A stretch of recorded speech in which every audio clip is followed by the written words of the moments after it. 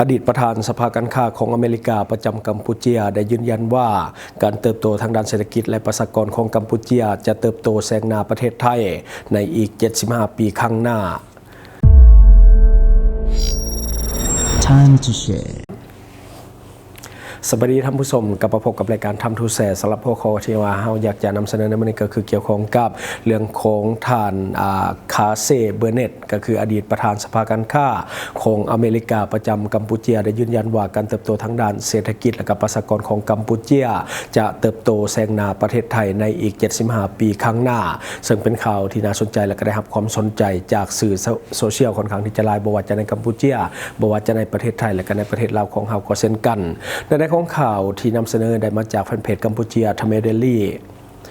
ท่านเคซีเบเนตอดีตประธานสภาการค้าอเมริกาประจำกัมพูชีได้ยืนยันว่าในระยะ 75 ปีข้างหน้าเศรษฐกิจและจำนวนประชากรของกัมพูชีอาจจะมีการเติบโตหลายกว่าประเทศไทยหากกัมพูชีปฏิบัตินโยบายที่ถูกต้องท่านเคซีเบเนตก็คือได้ระบุว่าเหตุผลหนึ่งที่ประเทศไทยกาหุกหานประเทศกัมพูชีแม่นช่องว่างทางด้านเศรษฐกิจระหว่าง2ประเทศแต่ช่องว่างนี้พวมแคบลงเรื่อยๆในปี2025เศรษฐกิจของประเทศไทยมีการเติบโตเพียงแต่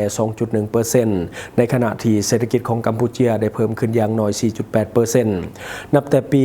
2015 หาปี 2025 ผลิตภัณฑ์ภายในทั้งหมดหรือว่า GDP ของกัมพูชีได้เพิ่มขึ้นในอัตราเฉลี่ยก็คือ 5.5% ต่อปี ส่วน GDP ของไทยเพิ่มขึ้นเพียงแต่ 2% เท่านั้นในต่อปี เศรษฐกิจของประเทศแม่นอิงใส่กำลังแรงงานซึ่งประเทศไทยมีจำนวนประชากรหลายกว่าแต่ว่า2ว่างจำนวนประชากรกัมพูชีพวมแคบลงในปี 2025 ประเทศไทยมีอัตราการเกิดอยู่ที่ 1.2 ต่อแม่หญิง1คนในขณะที่กัมพูชีมีอัตราการเกิดก็คือ 2.5 ต่อแม่หญิง1คนหากอัตราการเกิด 2.5 ของประชากรกัมพูชียังสืบต่อก็คือประชากรกัมพูชีจะมีการเติบโตหลายกว่าประชากรของประเทศไทยในระยะ 75 ปีข้างหน้าแนวใดก็ตามอัตราการเกิดของกัมพูชีได้ลดลงจาก 3.8 ในปี 2000 มาเหลือเพียงแต่ 2.5 ในปี 2025 องค์การสหประชาชาติได้พยากรณ์ว่าอัตราการเกิดของประชากรกัมพูชีจะลดลงเหลือเพียง 1.8 ในปี 2100 หากอัตราการเกิดของกัมพูชีลดลงคือกับการพยากรณ์ขององค์การสหประชาชาติกัมพูชีจะเดินตามหลังประเทศไทยตลอดไปเพื่อความมั่นคงทางด้านเศรษฐกิจและความมั่นคงของอธิปไตยของกัมพูชีต้องวางมาตรการเพื่อรักษาอัตราการเกิดของประชากรของตนเองอิงตามประสบการณ์ของบางประเทศในยุโรปแสดงให้เห็นว่าเมื่ออัตราการเกิดของประชากรตกลงฮอด 1.5 นั่นความยุ่งยากในการฟื้นฟูเศรษฐกิจจะเกิดขึ้นคือมาเบิ่งข้อมูลต่อไปนี้แม้นการเคลื่อนไหวนโยบาย6ประการเพื่อเพิ่มจำนวนประชากรและกำลังแรงงานของประเทศกัมพูชีข้อที่1ก็คือการพักเวียกเกิดลูกระยะ6เดือนก็คือรัฐบาลอาจจะขยายเวลาพักเรื่องของการเกิดลูกจาก3เดือนมาเป็น6เดือนการเหตุแนวนี้ยังจะช่วยสนับสนุนสุขภาพของเด็กทารกและการพัฒนาทางสมองผ่านระยะเวลาการเลี้ยงดูของนมแม่ที่ยาวนานขึ้นนอกนั้นมันยังจะช่วยให้แม่หญิงสืบโตอยู่ในกำลังแรงงานและประเทศชาติก็สามารถที่จะได้รับผลประโยชน์จากกำลังแรงงานและผลิตภาพของเขาเจ้าสำหรับข้อที่2ก็คือบัตรมูลค่า$100สหรัฐสำหรับการศึกษาก่อนวัยเรียนก็คือองค์การประกันสังคมแห่งชาติหรือว่า NSSF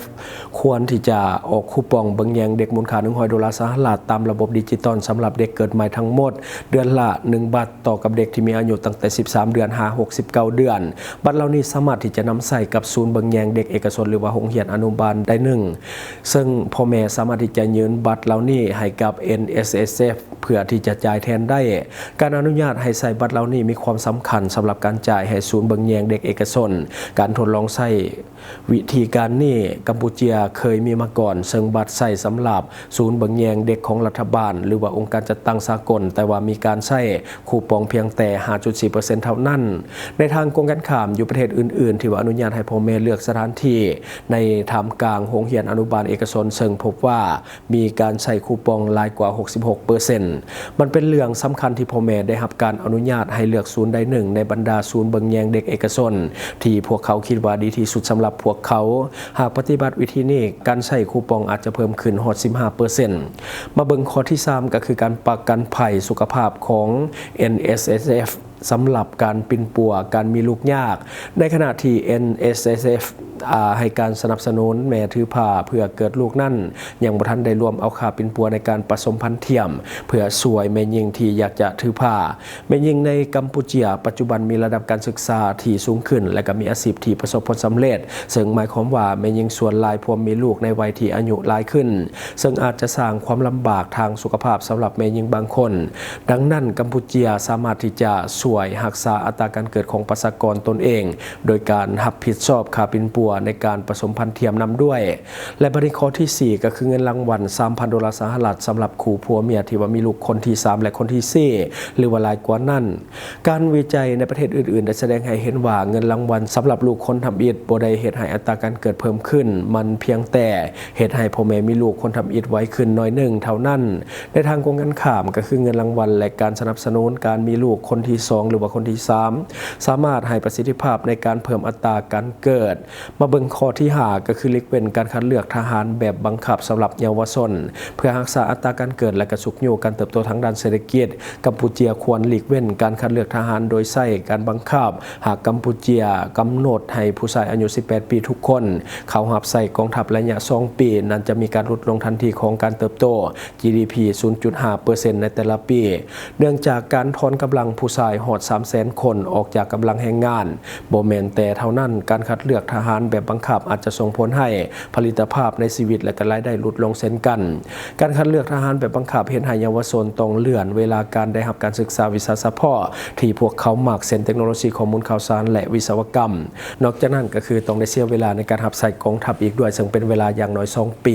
อันนี้ก็คือในของข่าวโนซึ่งว่าเป็นข้อมูลที่เฮาได้มาจากแฟนเพจก็คือกัมพูชาทำเมเดลี่เขาบอกว่าในประมาณ75 ปีต่อหน้าเขาจะแซงประเทศไทยในเรื่องของเศรษฐกิจและก็เรื่องของประชากรชาวนี้ถือว่าได้รับความสนใจเนาะเพราะว่าคนที่ออกมาเว้าก็คือเป็นบุคคลสำคัญของประเทศกัมพูชาที่ว่าเคยอยู่ในประเทศกัมพูชาที่จริงเป็นคนอเมริกาสหรัฐเนาะก็คือทานเคซีเบอร์เน็ตเนาะก็คืออดีตประธานสภาการค้าอเมริกาประจำกัมพูชาได้ยืนยันเรื่องของการเติบโตที่ว่า75 ปีข้างหน้ากัมพูชาจะแซงหน้าไทยอย่างแน่นอนในเรื่องของประชากรและก็เรื่องเศรษฐกิจถ้าว่าอัตรามันยังอยู่ในแบบปกติในปัจจุบันถ้าว่ายังดำเนินเราไปแต่ถ้าว่ามันลดลงก็จะนำก้นประเทศไทยอีกหลายปีเนาะอันนี้ก็คือสิ่งที่เอาเก็บมาเล่าสู่ฟังหวังว่าท่านจะได้รับสาระดีๆสำหรับท่านที่ว่าเบิ่งรายการเฮาอยู่คิดเห็นจังได๋กับสิ่งที่ว่านำเสนอไป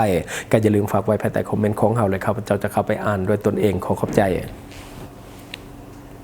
สนใจโฆษณาประชาสัมพันธ์ธุรกิจและผลิตภัณฑ์ของท่านผ่านรายการของเฮาสนใจติดต่อตามข้อมูลที่ขึ้นหน้าจอในปัจจุบันได้เลย